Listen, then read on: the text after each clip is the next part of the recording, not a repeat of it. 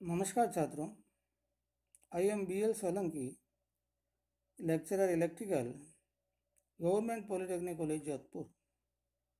Today I am going to deliver my e-lecture in the subject code EE208. The chapter name is Microprocessor Architecture Intel 8085, chapter number 2. Chapter number 2 का topic number 2 पढ़ेंगे 2.2, जिसका नाम है pin out diagram of Intel 8085 with brief description. Pin out diagram यदि class में लेते हैं तो अपने को टाइम लगता है, 1 या 2 पीरियड लगते हैं. चूँकि ये लेक्चर है और शॉर्ट में लेना है, इसलिए पिन आउट डायग्राम बनाएंगे और उसको शॉर्ट के अंदर पढ़ेंगे. भाई इसके अंदर जो पिन है इसका क्या अर्थ है, फुल फॉर्म क्या है और मेन फंक्शन क्या है. डिटेल में जब भी अपनी थ्योरी क्लास होगी तो पढ़ेंगे.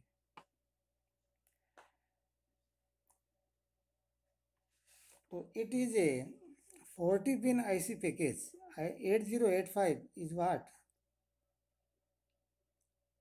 Intel 8085 MUP is most popular. It has an 8-bit processor and it is 40 pin IC package. 40 pin का IC है ये, जो LSI चिप मैन्युफैक्चरिंग है. कहने का मतलब लार्ज स्केल इंटीग्रेटेड जो मेथड होता है ना चिप बनाने का, उस पर ये बनेगी, फैब्रिकेटेड की गई है. इसके अंदर NMOS टेक्नोलॉजी, NMOS मेथड काम में लिया गया है. ये +5 वोल्ट DC इसके अंदर ऑपरेशन के लिए आवश्यक होती है. इसकी जो क्लॉक स्पीड है वो 3 मेगाहर्ट्ज है और जो क्लॉक साइकिल है वो 320 नैनोसेकंड है. इसके अंदर लगभग 80 बेसिक इंस्ट्रक्शंस है और 246 ऑपरेशन कोड है.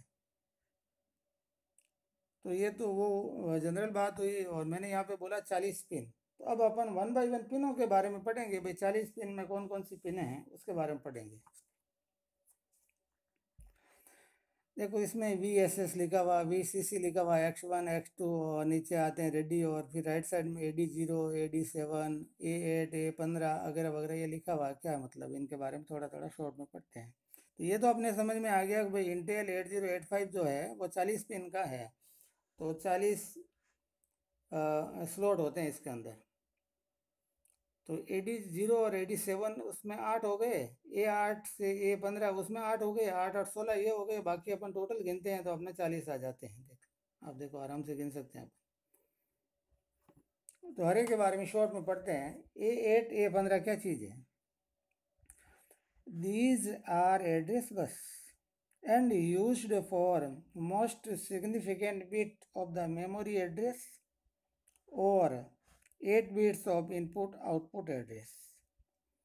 A8 A15 एड्रेस बस का पार्ट है और जो 16 बिट का एड्रेस होता है उसका मोस्ट सिग्निफिकेंट 8 बिट को ये पास करता है.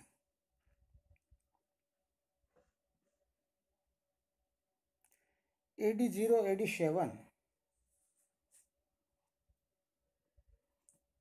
ये A और D लिखा हुआ था, इसका मतलब एड्रेस और डेटा. दीज आर एड्रेस और the data bus and are used for least significant bit. Least significant bit का मतलब होता है LSB, 8 बिट. कहने का मेरा मतलब है जब 16 बिट का कोई भी डेटा हो या 16 बिट का जब एड्रेस होता है तो उसमें 16 बिट को, चूँकि ये 8085 8 बिट का है, तो 16 बिट में से शुरू के जो 8 हैं जो मोस्ट सिग्निफिकेंट है वो तो A8 और A15 बस के द्वारा, एड्रेस बस के द्वारा, A का मतलब एड्रेस, A8 A15 मतलब एड्रेस बस के द्वारा पास कर दी जाएंगे. बाकी की जो है लिस्ट सिग्निफिकेंट, बाकी बचे 8 बिट, वो एड्रेस और डेटा बस के द्वारा पास किए जाएंगे. तो एड्रेस AD के द्वारा एड्रेस और डेटा बस कहलाते हैं. इसके द्वारा एड्रेस भी पास किया जाता है और डेटा भी पास किया जाता है. तो एड्रेस में इसके द्वारा क्या कौन सा किया जाता है, लिस्ट सिग्निफिकेंट बिट।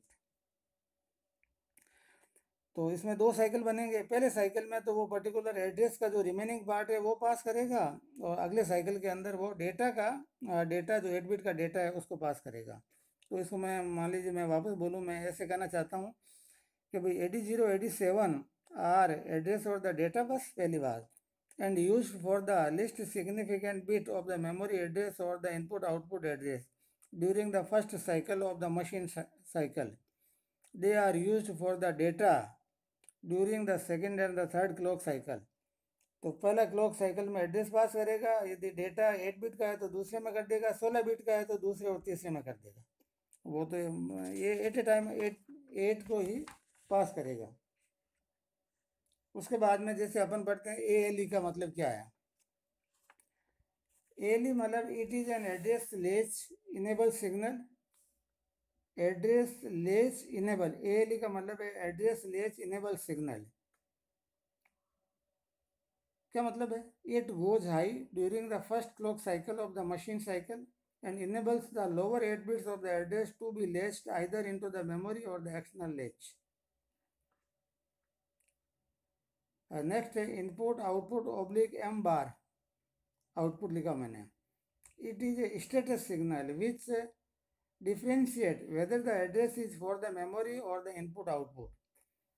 IM/M बार का मतलब पर्टिकुलर एक सिग्नल देता है कि भाई आपकी जो एड्रेस बस है, मैंने आपको बताया ना एड्रेस बस मेमोरी के लिए है या डेटा के लिए, इनपुट डाटा आउटपुट या आउटपुट भेजने के डेटा के रूप में है। तो यदि इनपुट के रूप में है या मेमोरी के रूप में है तो उसके अनुसार वो सिग्नल भेज देगा बात। तो यदि इसका मान हाई है, when it goes high the address on the address bus is for an input output device, otherwise when it goes low the address on the address bus is for the memory location. S0 S1 का मतलब क्या है, output. These are the status signals sent by the microprocessor to differentiate the various types of the operations like कि भाई operation में halt करना है, right करना है, रीड करना है या फेच करना, उसके लिए। इसी प्रकार जैसे रीड बार, आरडी बार ये आउटपुट सिग्नल है। When microprocessor reads the data और the codes from a memory location or from the input device, it is called read operation. Read bar is a signal sent by the microprocessor to the memory or the input device to control read operation. जब इसका मान लो होगा तो इसका मतलब it the selected memory और the input device is read. RD bar का मतलब बार जब होगा ना तो आरडी का मतलब 1 होगा, बार का मतलब वापस लो हो गया, ये मतलब है। इसी प्रकार WR बार ये भी आउटपुट सिग्नल है। When microprocessor sends data to the memory location और an output device it is called write operation, उससे संबंधित है। रेडी READY रेडी ये इनपुट सिग्नल है। It is a signal sent by an input और the output device to the microprocessor. This signal indicates that the input और the output device is ready to send और receive data. उसकी condition बताता है कि भाई output device और input device ready है डेटा को सेंड करने के लिए या रिसीव करने के लिए, उसके अनुसार इसका सिग्नल होगा हाई, तभी वो होगा। होल्ड HOLD होल्ड ये भी आपका इनपुट है, सिग्नल है। When another device of the computer system require the address and the data buses for data transfer it sends HOLD signal to the microprocessor.